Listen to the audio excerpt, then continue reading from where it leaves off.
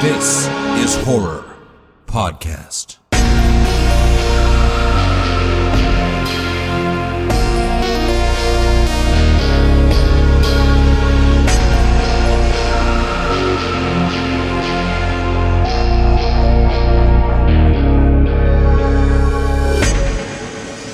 Welcome to This is Horror, a podcast for readers, writers, and creators. I'm Michael David Wilson, and every episode I chat with the world's best writers about writing, life lessons, creativity, and much more. Today I am talking to Kylie Lee Baker about her forthcoming novel, Japanese Gothic. Now, for those of you not in the know, Kylie Lee Baker is the Sunday Times best-selling author of dark fantasy and horror novels, such as The Keeper of Night, The Scarlet Alchemist, Bat Eater and Other Names for Cora Zeng, and the aforementioned Japanese Gothic. Kylie grew up in Boston and has since lived in Atlanta, Salamanca, and Seoul. Her writing is informed by her heritage, Japanese, Chinese, and Irish, as well as her experiences living abroad, both as a student and a teacher. She has a BA in creative writing and Spanish from Emory University, and an MS in Library and Information Science degree from Simmons University. So, that is Kylie Lee Baker. But before I get her on the show, a quick advert break. It was as if the video had unzipped my skin, slunk inside my tapered flesh, and become one with me. From the creator of This is Horror comes a new nightmare for the digital age, The Girl in the Video by Michael David Wilson. After a teacher receives a weirdly arousing video, his life descends into paranoia and obsession. More videos follow, each containing information no stranger could possibly know. But who's sending them, and what do they want? The answers may destroy everything and everyone he loves. The Girl in the Video is The Ring meets Fatal Attraction for the iPhone generation. Available now in paperback, ebook, and audio. From the host of This is Horror Podcast comes a dark thriller of obsession, paranoia, and voyeurism. After relocating to a small coastal town, Brian discovers a hole that gazes into his neighbor's bedroom. Every night she dances and he peeps. Same song, same time, same wild and mesmerizing dance. But soon Brian suspects he's not the only one watching, and she's not the only one being watched. Their watching is The Wicker Man meets Body Double with a splash of Suspiria. They're Watching by Michael David Wilson and Bob Pastorella is available from thisishorror.co.uk, Amazon, and wherever good books are sold. Okay, with that said, here it is. It is Kylie Lee Baker on This is Horror. Kylie, welcome to This is Horror. Hi, thank you so much for having me. So, to begin with, I want to know, what were some of the early life lessons that you learned growing up in Boston? Oh my gosh. Specifically growing up in Boston. I'd say the biggest one for any Bostonian is mind your own business. In the Northeast here, we're really big on not getting into other people's problems. We're not friendly here at all, at least compared to the South. You don't smile at anyone on the street. You just get where you need to go and do it efficiently. Also, that Dunkin' Donuts is the most important store in the world. I learned that at a very early age, coming from Boston. Yeah, it sounds like the kind of contrast with a lot of countries just between the city and the country, and the more built up the city is, the more it's like, yeah, don't look at other people. Don't try and communicate with them. What Exactly.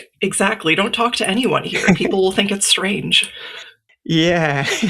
And I mean, I wonder as well, so I mean, when you were growing up, I want to talk specifically about your interest in horror and in Sure. reading and Mhm. writing. So, to begin with, I understand that you were watching a lot of horror movies from a very early age, and Yes. that is perhaps your father's influence. Oh, it definitely is his influence, yes. I fully blame him for that. We watched one just the other day, so we're still going with the tradition. So, what were some of the early horror movies that you were watching? The first one I remember is The Silence of the Lambs, and I didn't realize until I got to college and we studied it in my screenwriting class, and then I got deja vu and I was like, I remember seeing this when I was in elementary school. Why did I watch that so young? And then after that would be the US remake of The Grudge and then The Ring. I was definitely too young to be watching The Grudge because I remember just being in my grandmother's house, just terrified of getting up to go to the bathroom at night. That one really scared me. But it's all for the best because I feel like now nothing scares me. Sort of like when you're a kid and you get sick all the time, and then as an adult you don't get sick anymore because your immune system is just so well developed. I feel like I've been, vaccinated against fear essentially. So now nothing scares me except spiders. Oh my goodness. So, I mean, as an elementary school student, you were watching The Grudge, The Yeah. Ring, and Silence of the Lambs. Yeah. It explains a lot about me as a person. When I tell people that, they go, "Oh, that makes sense." And I mean, was there a film or a moment where it confirmed that horror was one of the genres for you? Or were you more just passively taking these in and developing? Maybe it was more passive. There wasn't any one particular moment, but I always just really enjoyed it. I think especially as I started getting into middle school and then high school, just because I was such a cynical child for no reason. But I really enjoyed watching horror movies because I knew I wouldn't have to think about romance and I wouldn't have to see a happy ending and be like, oh, that's not realistic. The world doesn't work that way because I was so cynical for no reason at all. So I sort of liked having that sort of safe space where I'm not going to encounter anything that's that close to my real life in horror. Just fun and scares and blood and whatnot. Yeah, yeah. And when did you watch the original versions of The Grudge and Ring? Not until I was an adult. I don't know exactly when, but it had been long enough that the special effects felt very outdated to me by the time I saw them. Maybe in the last few years or so. So, I mean, I don't feel like I can judge them fairly because, of course, what scares me as a 10-year-old is very different from what scares me as like a 25-year-old. Yeah, yeah. No, I think that's reasonable and that's Yeah, normal. yeah. I should hope. Yeah. And in terms of the reading component, what were some of the first stories that you were reading? So I remember going to my local public library and I would just clear the shelves of all these mass market paperback horror books in the young adult section, just like 10 of them at a time. I read so many and so quickly that I honestly don't even remember the names of a lot of them. Like I could tell you what happens in a lot of them. There was one book about this girl who like finds out she has a secret twin who's trying to kill her. Like I remember the plots very vividly, but not the stories themselves. And then once I finished that section, I moved on to the adult horror section where I started clearing the shelves of all the Stephen King books. And I remember reading like The Girl Who Loved Tom Gordon and Carrie.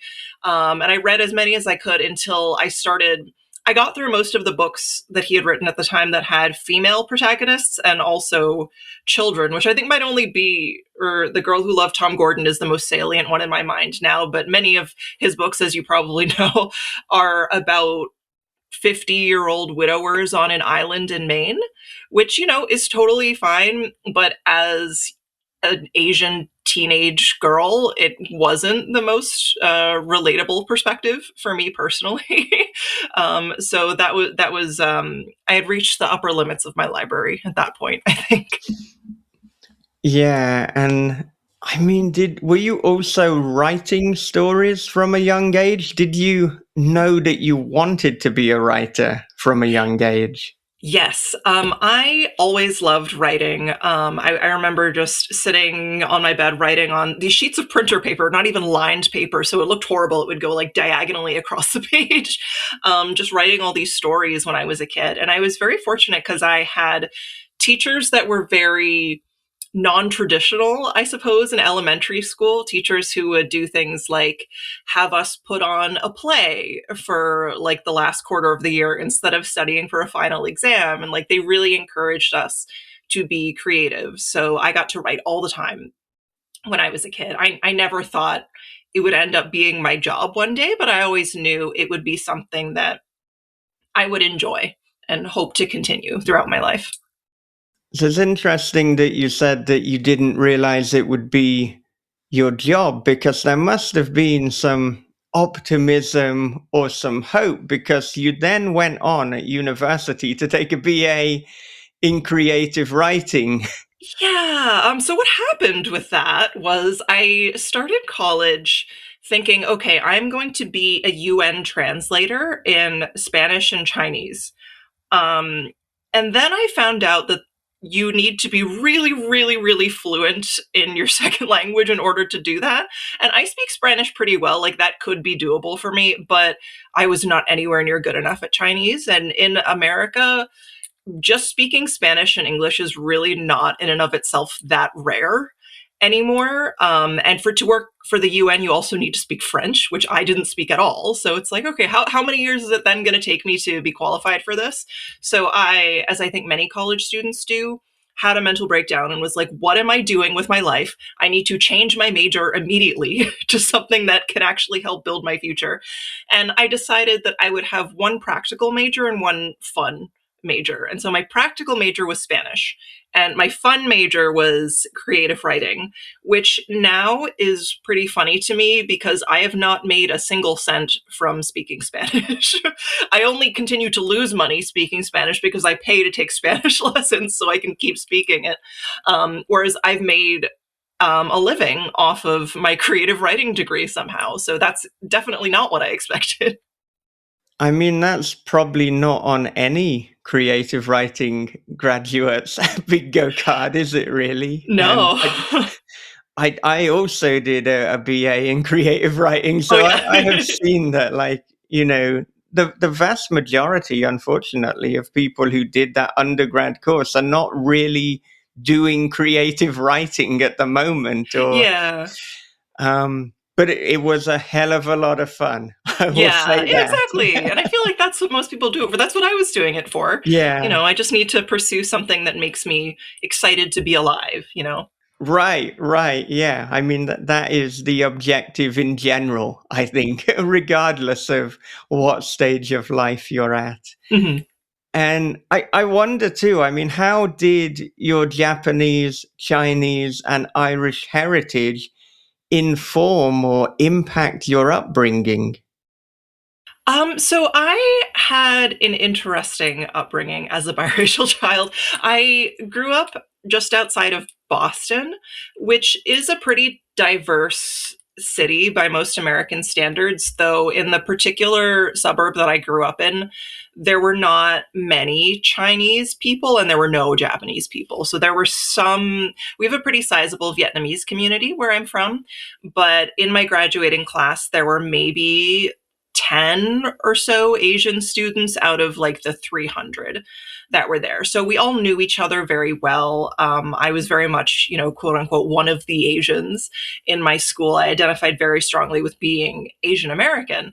And then when I went to college, Emory University has a comparatively huge Asian population. It's something like 30% of the student body is Asian, some of that being Asian American students and some of that being international students. They have a large population of Chinese and Korean international students. And then all of a sudden, I was not really that Asian anymore. Like I met a lot of people there who were from China or Korea, and the first time they met me, often in the capacity of an ESL tutor, because I helped tutor a lot of international students, a lot of them didn't realize I was Asian at all. And so it was maybe the first time I started to realize how much my identity changes depending on who's perceiving me. And then, of course, after college, I moved to Korea, where I was really, really not considered an Asian person there. So I've had all sorts of experiences in terms of, how my race informs how I view the world. But just, I suppose, to get back to your question, in terms of actually growing up in Boston, I think, Boston is certainly not the most diverse place in the world, especially for Asian people compared to like on the West Coast. But, we do still have a lot of culture here. Like we do have a Chinatown, we do have a Japanese school. And so I definitely had what I would consider a very fun and standard Asian American experience with my friends here. So I definitely felt connected to that particular identity growing up. And then also, Boston is a very Irish city. So that was also definitely a big part of my upbringing. Like I remember going to this Irish pub with my dad when I was a kid and just like dancing around and just like drinking orange juice sitting at the bar. And I didn't learn until I was in high school that you're actually not supposed to let children sit at the bar. That's actually illegal here. And I was like, what do you mean? I did that all the time when I was a kid. But apparently that's just an Irish pub thing. That's not actually something you're supposed to do. So that's also, culturally a huge part of who I am. Though I would say overall, I'm definitely American, unfortunately, I say these days. But, my family on both sides has been in America for quite a few generations now. So as much as I identify with Irish American, Asian American, I think American is like the biggest word there. Like I can't live without air conditioning. Whenever I go to the UK, I feel like such an American princess. I'm like, oh, I can't, there's no AC here. How do people live? I can't do this. So, that is probably the most prominent part of my identity, for better or worse. Well, I mean, we're not going to sidetrack for too long on ACs, but I will say, having now lived in Japan for a number of years, I am so used to the AC. So when I come back to the UK, it's right? like, what is going on here? And I feel it's because, during like, let's say 20 or 30 years ago, the weather was just not as hot in the UK. Yes. So there wasn't really a requirement and, Yes. for there to be an AC beyond kind of commercial offices. But now with a thing called global warming, Yes. it's also, needed. Also, small sidetrack here. I was in London on the hottest day of the year in 2024. I was cat sitting and I reached this person's apartment. It was on the 5th floor of an apartment building. It's like a 90-degree day. No AC, of course, but also because of her cat, I couldn't open the windows because the cat would try to jump out from the 5th floor. So I remember just lying in bed and thinking, I'm not going to survive this. I'm too spoiled and American to live this way.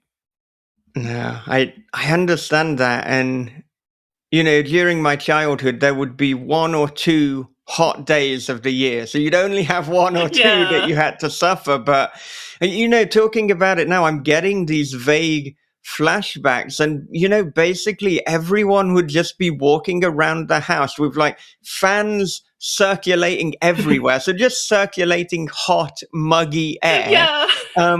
Everyone's sweating, everyone's angry, no one can sleep properly. It just it's not a good time. No, Just no, get I don't an think AC. fans do anything.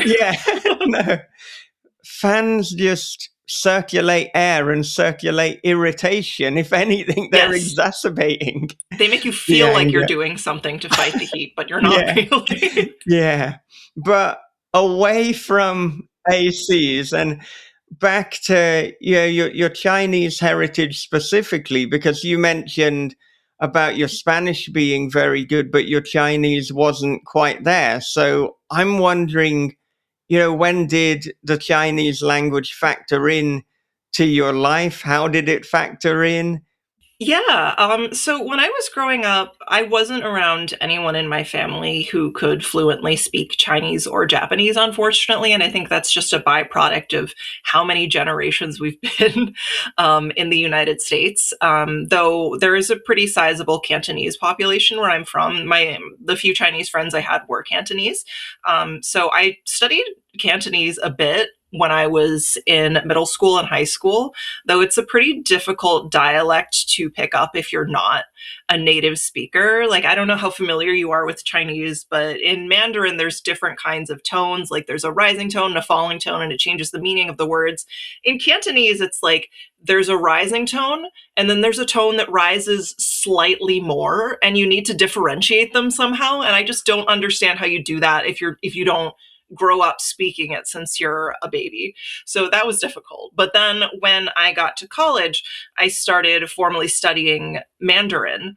And I got reasonably good at it just by merit of how much time I spent studying it. And I also had many friends who were Chinese international students, and I made more friends who were Chinese American and spoke Mandarin at home rather than Cantonese. So it was very easy to practice with them. I remember going to like karaoke and singing Chinese songs. Like there's this one Chinese song called Fairy Tale that is like the typical karaoke song for Chinese speakers. I can remember every single word of that in Chinese, even though I've forgotten so much of my Chinese at that point. I could sing that like at the drop of a hat. So that was definitely my peak Chinese language era. I got conned into doing like a Chinese language speaking contest at one point at my college. It was a whole thing. I was okay at it. I understood a reasonable amount. And then I sort of lost it over the years as first I got off the schedule for the Chinese courses I was going to take because I studied abroad in Spain for a semester. And then I missed the next level of the class. And then I never really got back into it. And then I moved to Korea, and then Korean obliterated any Chinese left in my brain because there are a lot of similarities.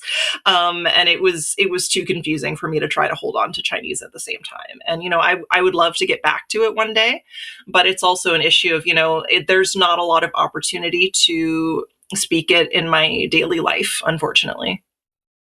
And seeing as you mentioned going and living in Korea, why of all the countries did you decide Korea? Well, I looked at a lot of different programs for teaching English abroad. And Korea, to be perfectly honest, pays the best out of the East Asian countries I was looking at. And, I also thought in some ways it would be easier because it wouldn't be like an identity issue for me. Like I wouldn't be walking around Japan or China thinking, oh man, this could have been my life, or I should be able to speak more because, this is my heritage. I would just, totally new place, totally new culture. And, I was excited to go anywhere after college. I was a bit tired of academia. So I just wanted to explore, and that seemed like a good place to start. And so how long were you living in Korea for, and what were some of your favorite aspects and perhaps some of your least favorite aspects? I was there for 2 years. I think my favorite part of being there was the food because it's so good and so cheap. Like people ask me for restaurant recommendations in Korea and I'm like, I don't know. I never like looked the way I do in America. I never would like look up restaurants and read the reviews first. I would just walk into any restaurant and find something good and very inexpensive. And also the public transportation there puts everything in America to shame. I could go anywhere I wanted. It didn't make sense to me why people had cars when they lived in that city. It was so convenient, so easy. Probably the worst thing was the air quality. And this is perhaps ignorant of me, but I had no idea that there were air quality problems in Korea. I of course have heard of the air quality issues in China. And then what I didn't know is a lot of that then blows over to Korea. So that was an unpleasant surprise. I got used to very hazy looking skies most of the time, and like my skin breaking out terribly. Checking the air quality forecast every day to see if I need to wear a mask to work. So that was not my favorite part of living there. Well, I mean, talking about wearing a mask, obviously during and post COVID, that has become something that is very well known within the West. But I remember when I first came to Japan in 2014, like this was the first experience I'd had with wearing a mask or other people wearing masks. I mean, to begin with, I was a bit worried. I was like, is everyone okay? And then I found out actually often the people wearing the mask are wearing it so that they don't become ill. They're not the people who are sick. Yeah, it's such a different perception. And, people in Korea will just wear it to be fashionable sometimes too, or if like, I didn't put on makeup today, I'm going to put on a mask. And it's funny because I watch reality TV shows, Korean shows with some of my friends, and they were watching the show that was shot pre-pandemic, and they were saying, it's so confusing to me that all these K-pop idols are wearing masks, and it's like 2018. I'm like, yeah, they've been wearing them. That was not a hard transition for them. And then since we're going to talk a little bit later about Japanese Gothic, have you visited Japan? Did you visit Japan while you were in Korea just because of how near they are? I did, yeah. I spent a couple weeks in Japan towards my second year in Korea. I didn't spend a lot of time there because I didn't have that much money back then. I mean, so when I say that in Korea they paid the best out of the Asian countries, it was like I wasn't becoming a millionaire in Korea. So, in hindsight, I definitely wish I'd traveled more. But yes, I did get to visit Japan when I was there. I went to Kyoto, which was beautiful. Yeah, no, I'm aware of the ESL industry and the pay, and it's something that unfortunately, like the longer time has gone on, the worse it's got. Oh, no.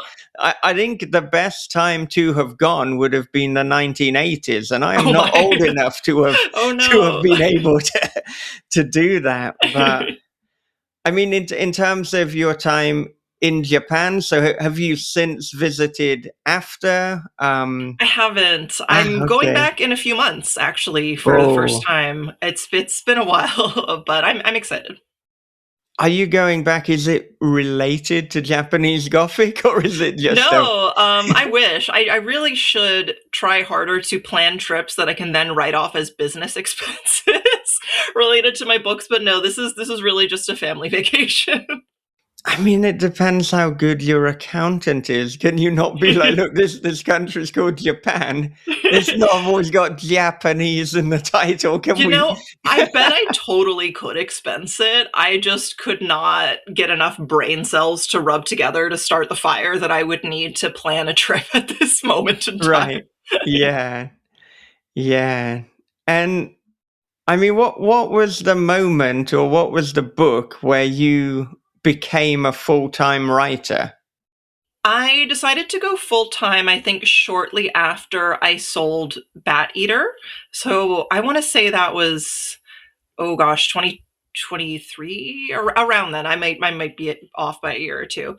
But yeah, when I sold my fifth book, more or less, because at that point I had my master's degree. I was working part-time at the Harvard Law School archives, which I really enjoyed. But at that point, I was just making more money writing than I was working in archives, even though that took up like half of my work week. So when my contract came up for renewal at the library, I thought, okay, I think now is a good time for me to take the jump and see what happens. And that's what I've been doing since then. And to get a sense of the timeline, so at what point were you given the deal, and at what point did you not renew your contract? That's a good question. Okay, so I sold Bat Eater, I want to say about 2 years before it came out, because we had to push it a little bit because I had a young adult book coming out in the season we wanted to publish it. So Bat Eater came out in 2025, 24. Okay, so yeah, I think I probably sold it around summer, fall of 2023, I think. And so, I mean, what did that process look like? Were you using the same agent that had been selling things for your young adult series and your young adult books? And was it a difficult pitch to be, presenting something quite different, and not just something different, but something that was very prescient and also might have made some publishers nervous? Because I mean, Yes. this is possibly the most authentic COVID horror novel that exists. Yes. Oh, absolutely. So, yes, I was still with my same literary agent. Her name is Mary. She has very eclectic taste. She's always been down for whatever I want to write. So she was very excited about this one. Um, and yes, there definitely was some hesitation on the part of publishers. A lot of them were very afraid to publish a COVID book. They thought nobody wants to go back to the pandemic. This is never going to sell. And so we were a little bit hesitant in our submission strategy just to see if we got a lot of overwhelming feedback that was like, no COVID books, and then we'd see what we could do about it. But there definitely was some interest from editors early on. It was more of an issue, I think, of getting the sales team on board. I was very fortunate to find my editor, Leah, who was excited about the project, and so was the whole team at Mira. Now I'm at Hanover Square at the same publisher. But I heard from other authors who are much more famous and successful than I will ever be, who told me they had tried to write COVID into their books around the same time, and their publisher said no. And I think part of that is because in their stories, you could take out COVID and still have a story. It wasn't a book about COVID. Whereas you really can't take COVID out of Bat Eater, or you don't have a story anymore. So I think when the publishers had an option to be like, let's just play it on the safe side, I think that's what they decided to do. So there's definitely been a lot of hesitation. And also on the reader side too, I've seen, as Bat Eater was chosen for different like special editions and book boxes and things like that, I would see the comments people were writing under the announcements, and a lot of people would say, "Oh, I don't want to read a book about COVID. That's too traumatic."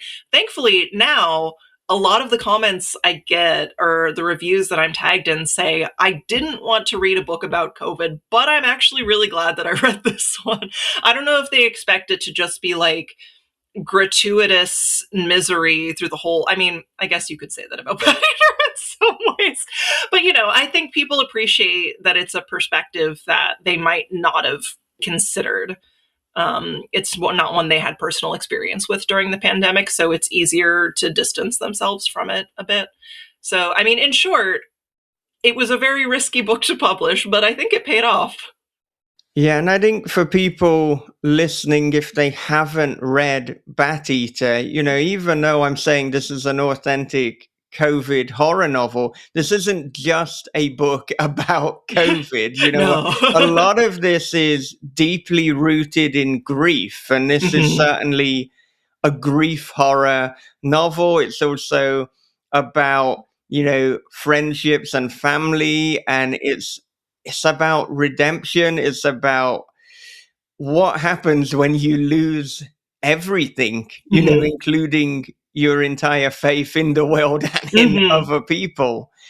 And I mean, I suppose to begin with, could you give the listeners the elevator pitch for Bat Eater? Yeah. Okay. Oh gosh, I'm moving into Japanese Gothic promo, so let's see if I still have the pitch up my sleeve from a year ago. So, Bat Eater is about a crime scene cleaner named Cora Zeng, whose sister is killed in an anti-Asian hate crime. That's not a spoiler. It happens in the first 10 pages, and then as she continues cleaning crime scenes, she starts to suspect that her sister's killer is still out there and is coming for her, and also that her sister's ghost is also following her during the Chinese folkloric month of Hungry Ghosts. So that was a bit all over the place, but I think I got the main points. Yeah, and I think In terms of ghosts, what I feel you've done with both Bat Eater and possibly even more with Japanese Gothic is taken this idea of the traditional ghost and then just inverted it and added a kind of new layer to it. So, I'm wondering, well, first of all, what are your own beliefs pertaining to the supernatural or lack thereof? Interesting question. So I respect that other people may believe in ghosts, and but I don't believe that I will ever see a ghost because I think I'm just too much of a hater. I feel like ghosts just see me roll into a haunted house and they're just like, what a bitch. I don't want to entertain her at all. For example, I stayed over at a haunted house for my 30th birthday. And when I say haunted house, I don't mean like an amusement park where there's actors. I mean a house that is actually haunted and they rent it out as a bed and breakfast. It's the site of an axe murder, like the oldest photographed it's from the oldest photographed murder in American history. It's like from the time of Jack the Ripper. This is where I chose to have my birthday, and it did not scare me at all. It terrified my poor friends who were good sports and went along with me.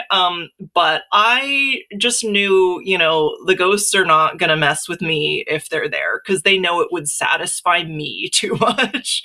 But I also think, even though I'm a skeptic, I think it would be very hard to say that, because I have never seen something, that means it isn't real. Like, I don't like what that logic implies.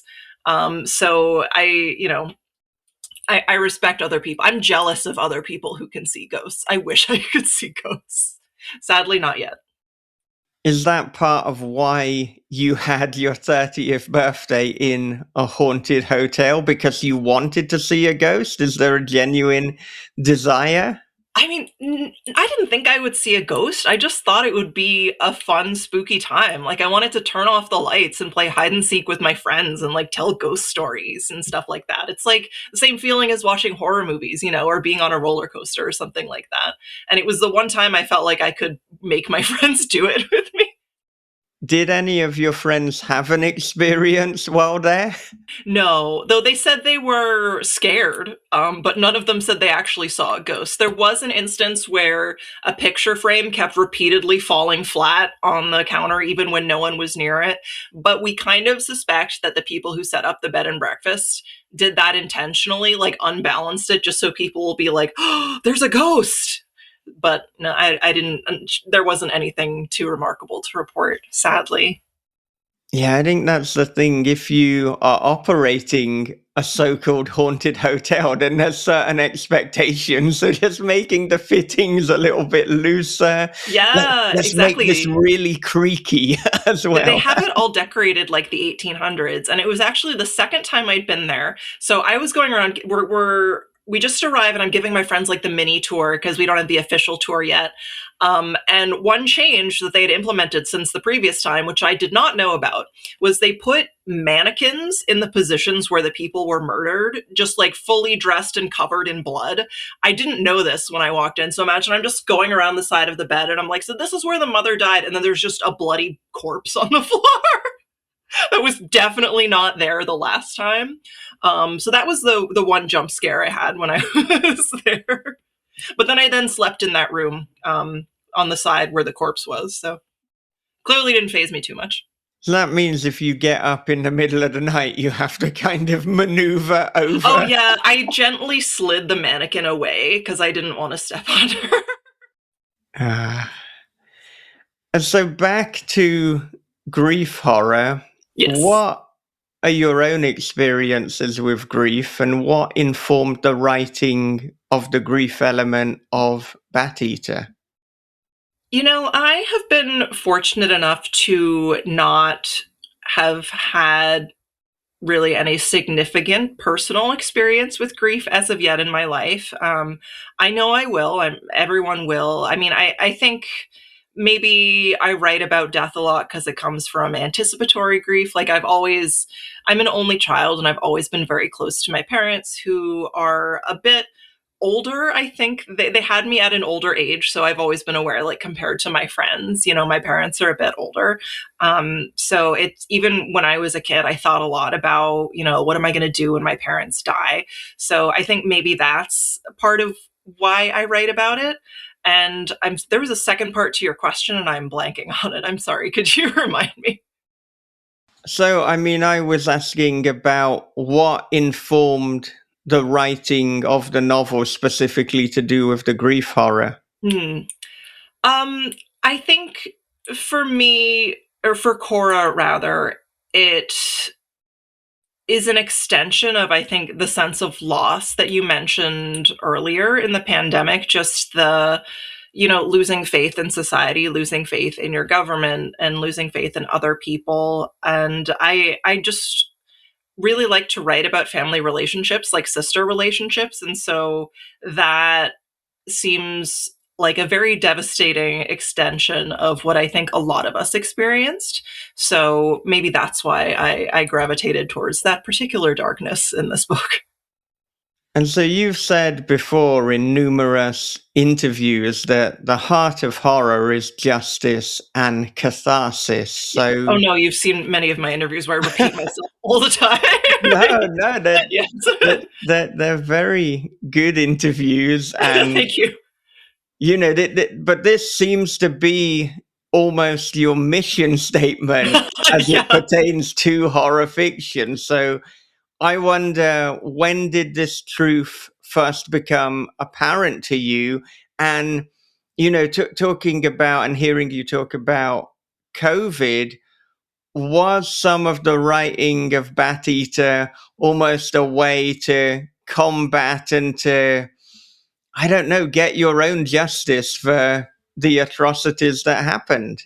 Oh, absolutely. Yeah. I mean, for obvious reasons, anti-Asian hate crimes and anti-Asian sentiment was very top of mind for me during the pandemic. I think I wrote this book around like 2021, so still relatively early into that time. And, there's nothing scarier than the real world.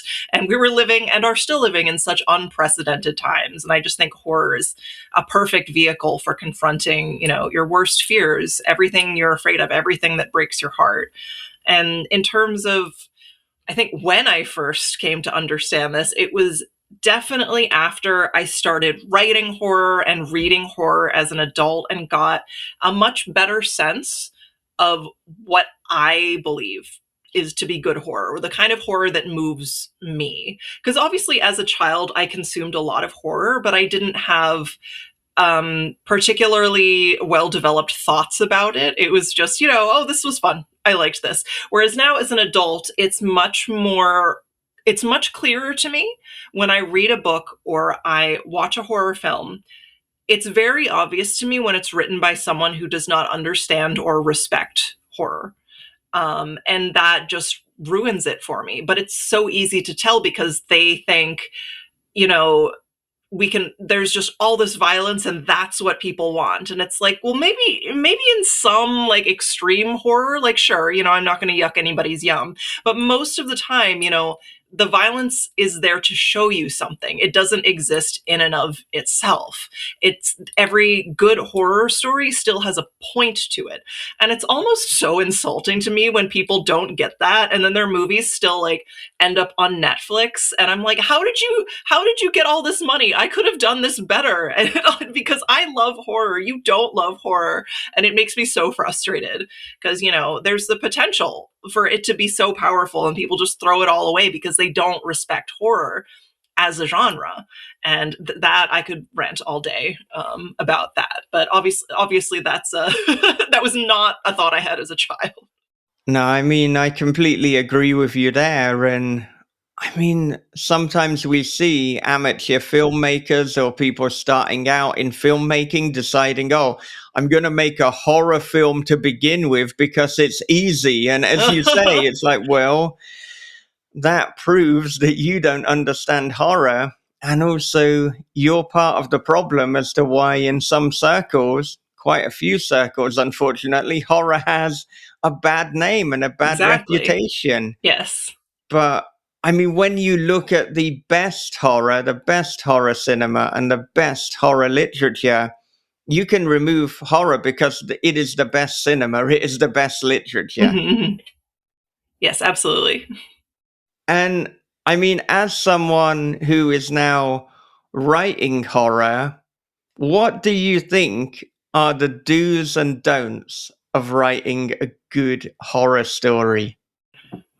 I mean, I think a lot of it is the same thing that you would say for any genre, which is why it's wild to me that some people think it just doesn't apply because they just don't respect horror. But you would be amazed how many books and movies in the horror genre don't do this, which is that there needs to be a character arc and there needs to be a point. Like, you need to be able to say, why am I telling this story? What am I trying to say? What do I want people to take away from this, other than, ew, there was a lot of blood? Like, and so many horror movies don't accomplish those very simple two things.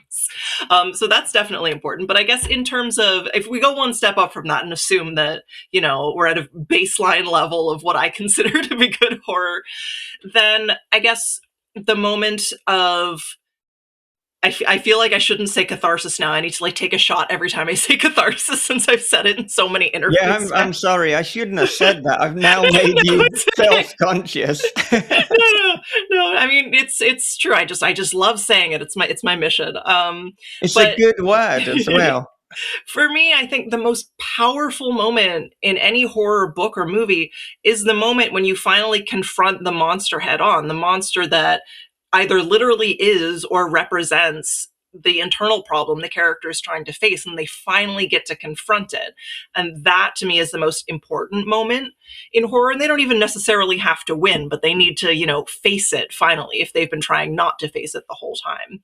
So I think if you have those components, those are like the bones of what I find to be the most satisfying kind of horror story. And if you have that, I feel like there's so many different things you can do. Like, someone asked me recently about my favorite horror subgenres, and I was like, all of them, every horror element. I am not picky. All I care about is that there is some sort of emotional arc in there. And then if you have that, I'm down for the ride. I'm down for all the blood and guts and viscera, as long as there is something that makes me care about it. Because I don't care about blood and guts if it belongs to a stranger. Like, if I have an emotional connection, then you can sell me anything.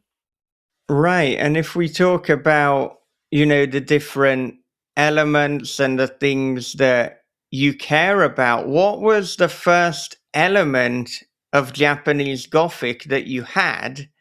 And can you talk us through the evolution from that initial idea to the first draft?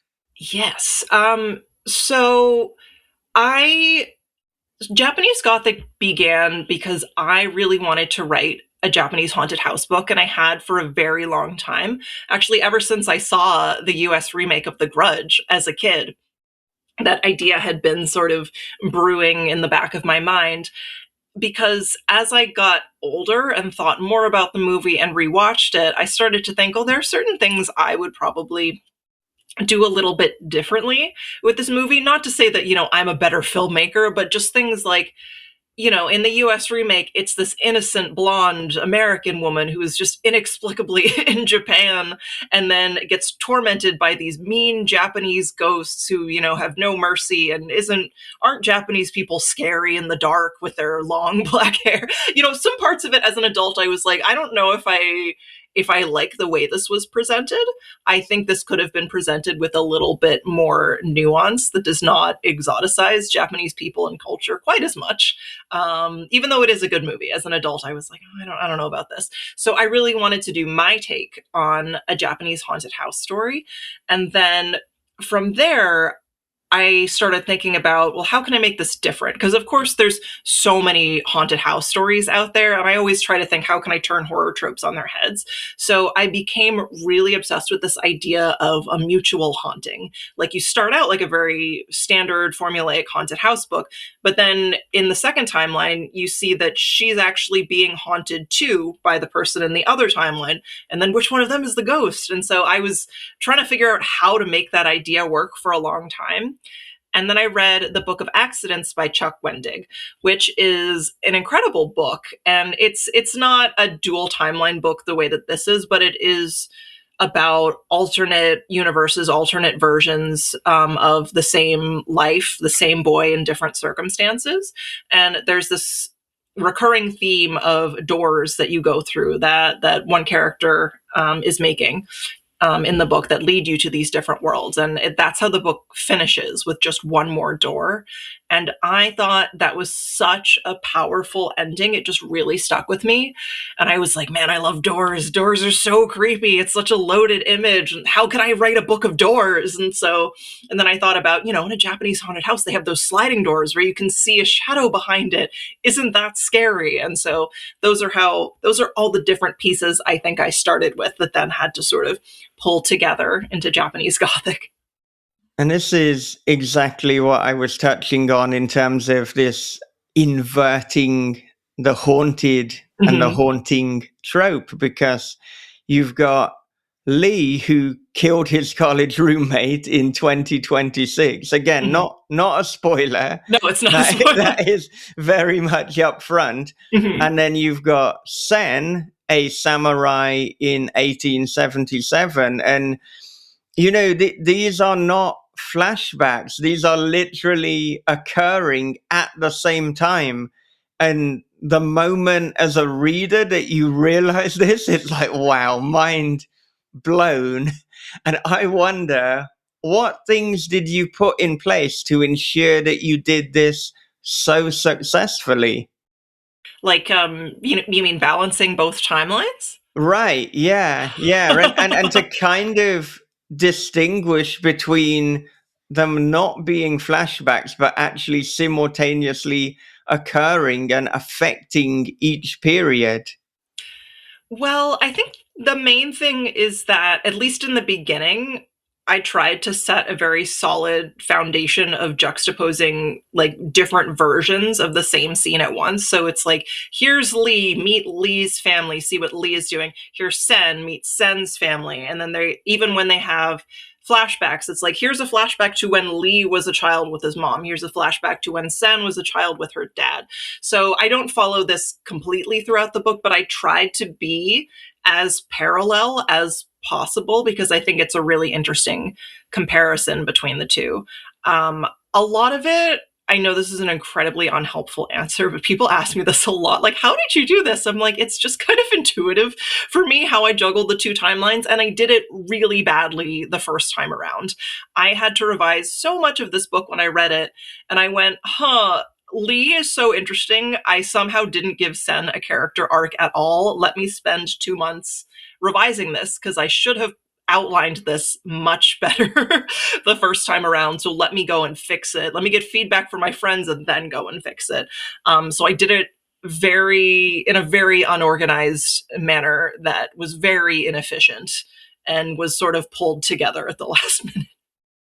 So then it sounds like for at least this book, I don't know about for all of your books, but you had an outline that you were following. So at This Is Horror, we're very interested in writing process and the minutiae. So I wonder, firstly, what does your daily writing routine look like? And then secondly, what did the routine from outline to finished book look like? How many drafts did it go through? So my writing process changes so much from book to book. I mean, I can say right now, the way I write is generally, I wake up and it's one of the first things I do because I feel like I have the most mental energy. My battery has not been totally drained yet.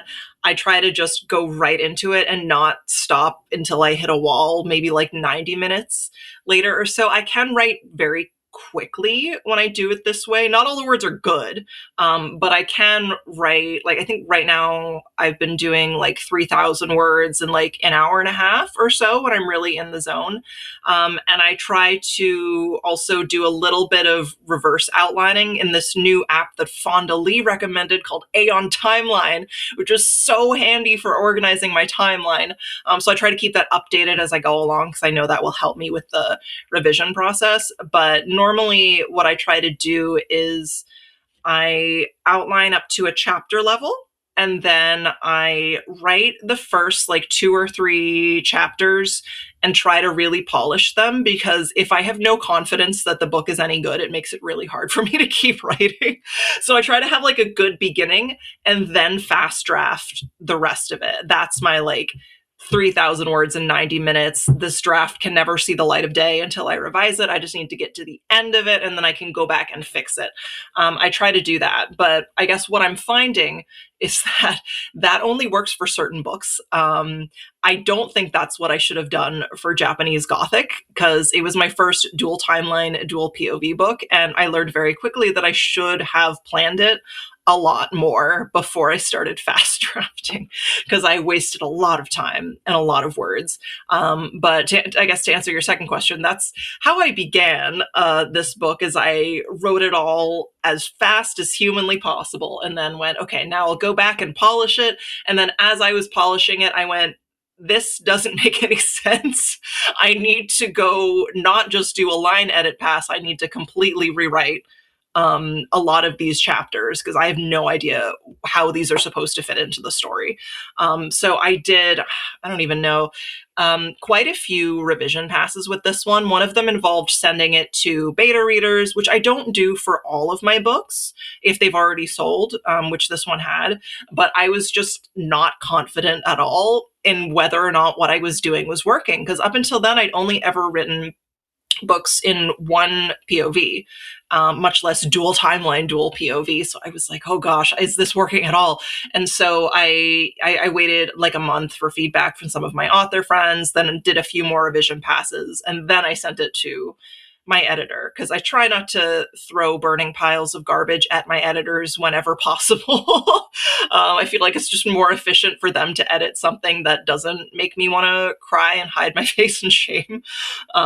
So that was the long and tortuous process of writing Japanese Gothic. Though I think, it varies a lot depending on what books I'm doing. Like for a lot of my young adult books, I find that the plots are much more linear than my adult horror novels, because I'm just getting more and more experimental with those.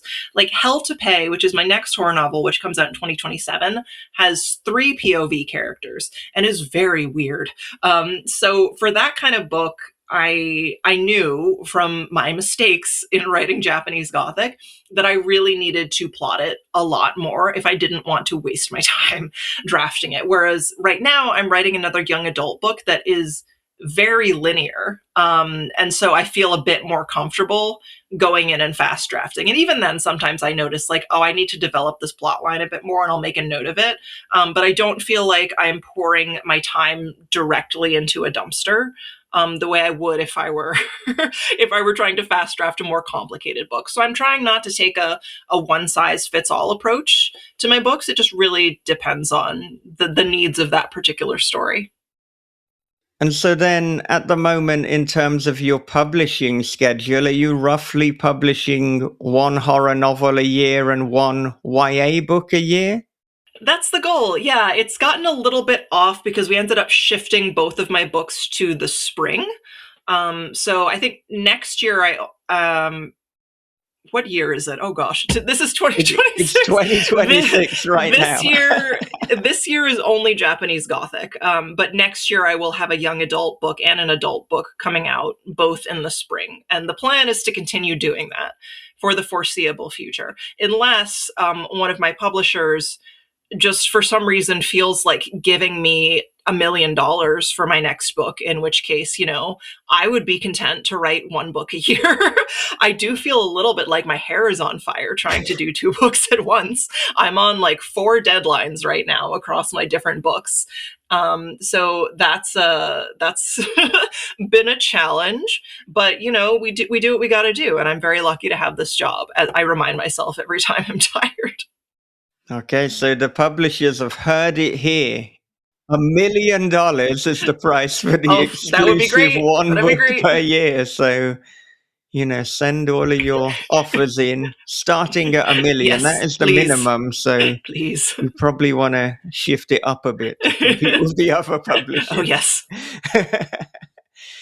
But if you're writing 2 books a year on average, I'm wondering, do you work on one project at a time? So are you kind of spending a number of months doing, say, a draft of your adult book, and then you're shifting to doing a draft of the YA? What does this logistically look like? So it depends on what stage of writing I'm at. I personally find it very difficult to draft 2 books at the same time, but I can be at the very early stages of drafting one book and then do more detailed line edits on another book, because I feel like those use different parts of my brain. So I'm not just completely depleting my brain battery in the morning when I do my drafting. So that is pretty doable to me most of the time. I think it'd be really tricky to do the same thing all day, because writing, and I don't mean to be like, oh, I have the hardest job in the world, because I've worked quote unquote normal jobs before. Like, I've done the 9 to 5. I've been a real person in the world, and to me, I think writing is a different kind of work in some ways, in the sense that I need to have my brain 100% on and locked in order to produce good writing. Whereas when I worked as an archivist, I definitely did not need to have my brain on at 100% for the entire 8 hours I was there during the day, as I feel like is the case for most jobs, which isn't to say that you can't, do hard work, but most people are not completely locked in from 9 to 5. You have like meetings, you have downtime, you have some work that you don't need to be totally, completely focused on. Writing is very tiring for my brain. And I don't think I could spend 8 hours a day writing well the way that I could work 8 hours in archives, the way that I did work 8 hours a day in archives. I could sit down and put my butt in the chair and try to write for 8 hours, but I think I would get diminishing returns after a while. So I think it's better to not be too overbooked whenever possible. Yeah, I find that, and I found that a lot of other writers seem to have diminishing returns as well when it comes to writing. And I think, that's why a lot of writers, they kind of set up the day that they will begin with the creative work and with Mhm. writing fiction. And then after, it's all that kind of writing adjacent work that they will do.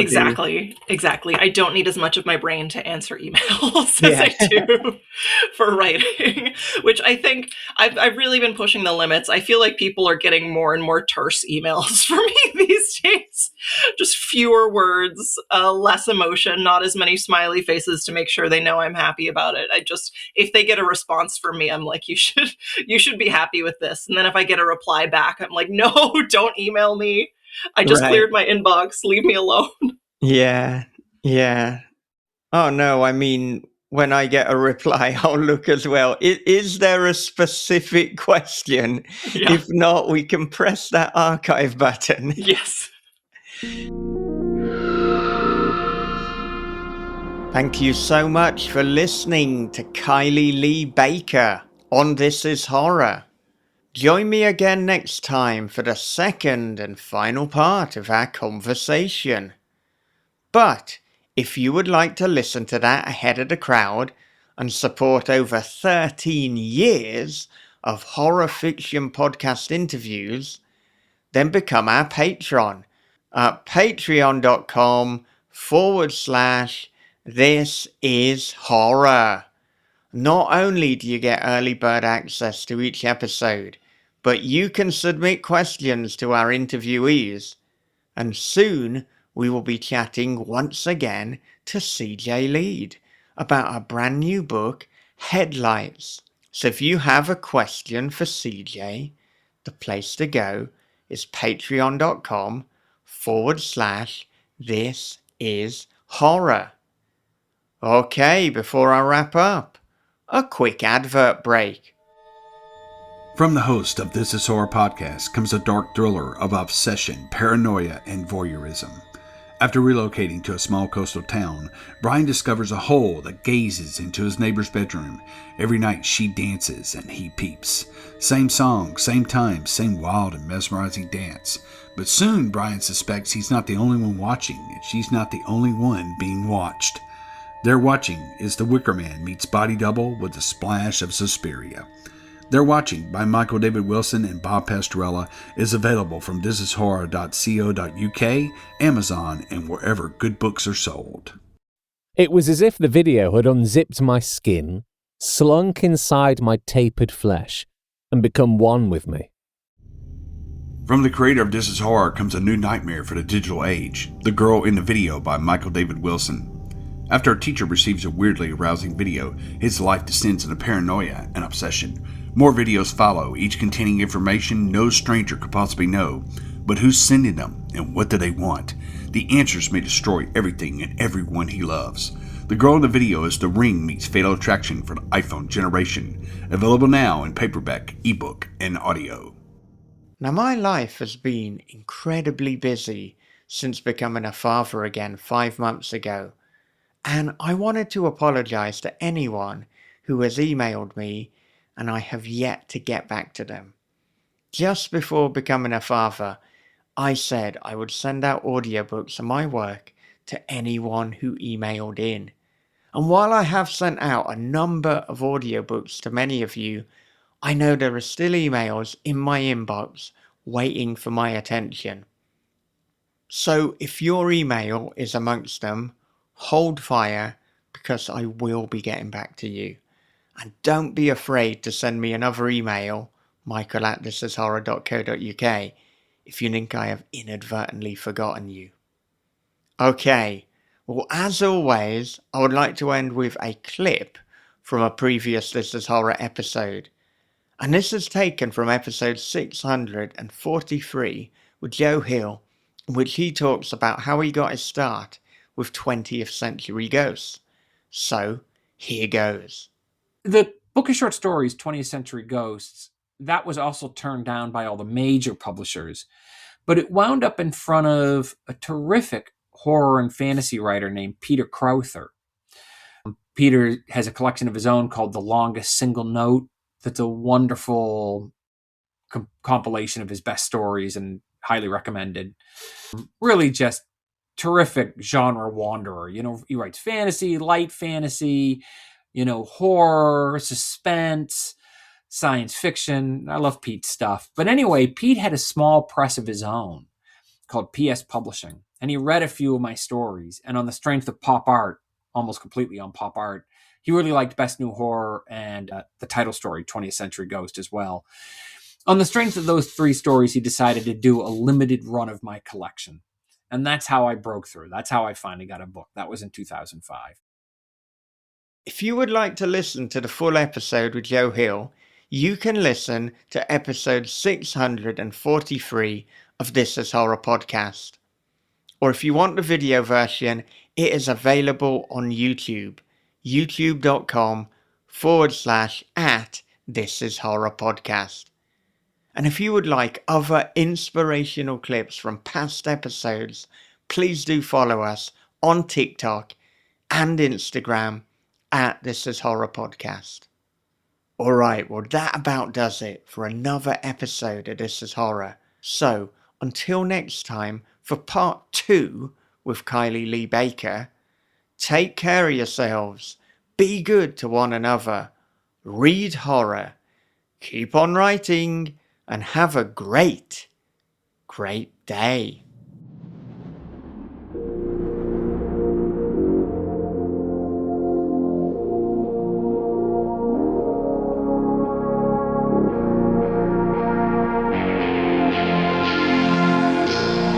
This is Horror Podcast.